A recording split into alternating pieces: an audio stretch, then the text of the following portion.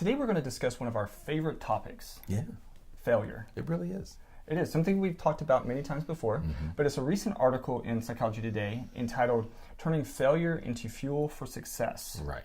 And anytime we see a title like that, we just have to pull it out. Yeah.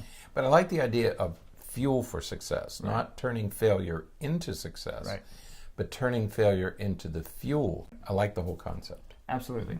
So in this article, the authors talk about, sometimes that sting of failure can serve as a motivating drive, as a fuel, as a push to go to that next level to find success. And the interesting thing about this study, and they report on the study that was completed, the researchers studied two simultaneous issues. One was, how does failure make you feel? And of course, it makes you feel bad. Right. Okay. But the other thing is, does failure change your performance? Right. Okay. And that was the other issue. Does it really lead to performance enhancement? It's a lovely, kind of nice little experiment that they did, because they did a golf task, a putting. They were putting, and they would have them putt 6 times, but they wouldn't. You couldn't see where your ball went. Okay, so you would putt the ball, but you couldn't see whether it went in or not.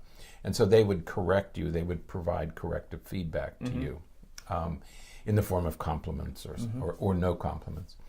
And at the end of 6 putts, they would test how you feel about things. Right. How do you feel about all these failures that are mounting up? And so people would rate their feelings, but they would also give them some cognitive tasks to do. Okay, and that was what was interesting about the experiment, is they not only tested self-esteem, but they also tested their cognitive performance at the end of 6 putts. And I think they had them. There was a total of 30 or 40 putts. They did them in 6. Several segments of 6 putts each. And the results were interesting, because they said, yes, indeed, failure does have a negative effect on your self-esteem. You do feel bad about yourself when you fail. Okay? Yeah. And that of course, is I think pretty well documented. I think most of us could have told them that. Absolutely. I could tell them that. I've been stung nobody likes to fail. Yeah. I mean, and so, yes, you do feel bad about it. So that's a given. Okay? Human emotion, you feel bad about falling short. Yeah. Okay. But the interesting thing was what happens after that. That's right. What happens next? So how does failure affect your performance? Right. Okay. And what they found is that when you fail repeatedly, sometimes, that there's an increased motivation, increased drive to work harder. That's right. And that's what, we often talk about this when it comes to kids, because we work so hard to make sure our kids are successful. Right. We want them to succeed at everything, but by doing so, we don't teach them the value of working hard. That's right. Or of managing your failures. Right. Because if you're always successful, the bar is not being set high enough. Well, that's what I mean. When finding success is so easy, you don't have to work hard at anything. That's right. And so it's just like, as long as I show up, I'll get a trophy. Right. There's a problem with that. That's right. Right? We all agree. Yes. I mean, so we need to know and recognize that we got to work hard if we want to have that success. That's right. And so there is this relationship between failure and performance. Okay, so because the goal is, how do I increase my performance? Right. Okay, that's the whole key here. And what the authors found is that you have to, it's how you manage the failure, how you manage your feelings about the failure. Right. Whether you're going to take that and work harder, or if it's going to defeat you. Right. Is the failure going to provide you motivation, or is it going to defeat you? Right. And that's the issue. Right. And we talk about this many times, because we say it's not what happens that matters. It's how you deal with it that matters. Right. And here again, we see it applied to performance. Right. It's not what happens, it's how you deal with what happens. Right. Okay. And here's another good example of that. Because people who fail and pick up the pieces and say, okay, I have to try harder, I have to do more, I have to work harder, I have to exercise more, those people will improve their performance. Right. If you let it defeat you, right, there's no improvement. Right. So there is that cognitive aspect to it. That's right. The way that you think about it and perceive it. And once again, we go back to kids.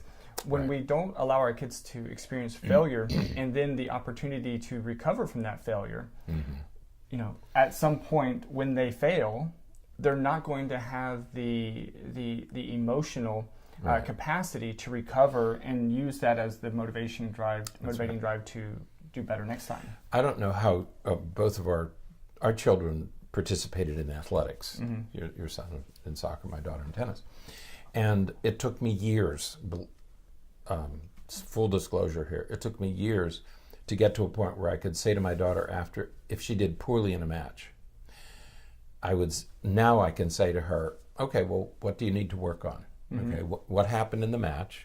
What do you need to work on? What will you do differently? What do you need to practice anything in particular? And that became a much more constructive way, rather than criticize, oh, you didn't do this and you didn't do that, and I noticed this and I noticed that. No, I ask her, what will you do differently next time? And then we can have a discussion. Right. That's teaching her how to manage her emotions. Absolutely. And you probably did the same thing with Tom. Oh no, absolutely. Yeah, we discuss it and ask him how he thinks how he feels as though he did, and we go from there. Yeah. And they'll tell you, I could have done this better. My serve wasn't good. I wasn't in position, and they will tell you. They'll criticize themselves. So I have to work on this. Yeah. Now, near the end of the article, they provide 4 steps. If you have failed. Here's 4 steps for you to follow. Right. Okay. The first one is to recognize and admit the failure. I think that's such an important first step. I mean, it's simple, but it's important. Yeah, and so many kids don't. It wasn't my fault. It was the coach made me do this, or the other players made me do that, or the pitcher was. No, accept that you fell short. Yeah. Okay, because that's the first step. Okay, Right. Admit failure. The second thing is to don't think about it too much. You know, don't try to rationalize it immediately. Right. Just accept it and and not overthink it. That's right, because if you think about it too much, you're going to head in some bad directions, and you're going to get some self-fulfilling prophecies. So don't spend a lot of time thinking about what happened. Right. And the third thing is to go ahead and emote. Right. That's right. Experience those emotions, but in a self-compassionate way. Right. You know, recognize that you feel bad, that you feel frustrated, or that whatever the feelings are that you're experiencing from that failure, go ahead and experience that and recognize it and label it and identify it. Right. I hate to lose. Right. That's what we want people to. I absolutely hate to lose is what we want people to say. Right. I don't want to feel like this. Right. College coaches will do that, and they'll say to their players, I want you to think about how you feel right now after losing a game, and say, I don't ever want you to experience this again. Okay. Right.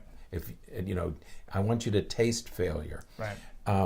And because we don't want you to do it again. Right. But you have to have the feeling. You have to give vent to the feeling. Right.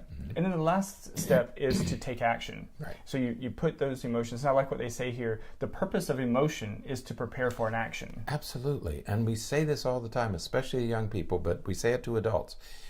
Your emotions provide you with motivation. Right. Okay. And you can't, don't ever try to escape that.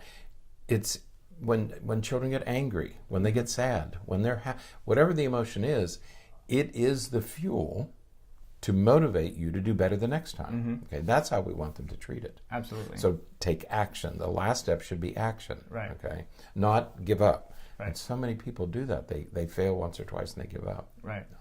And that's the benefit of a good coach or of a sports psychologist or a counselor of some sort, or just a parent who's coming from this perspective to help overcome that failure.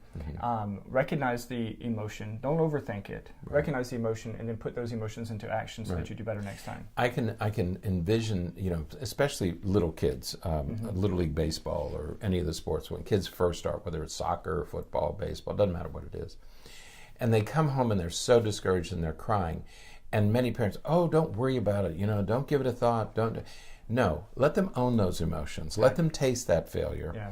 And then say, okay, so what can we do to get better to be better the next time? Right. Not not negate their emotions. They have to have those emotions because that's going to be the fuel for doing better the next time. Absolutely. So, all right, that is it for today. Until next time, stay happy, stay healthy, and forget to be afraid.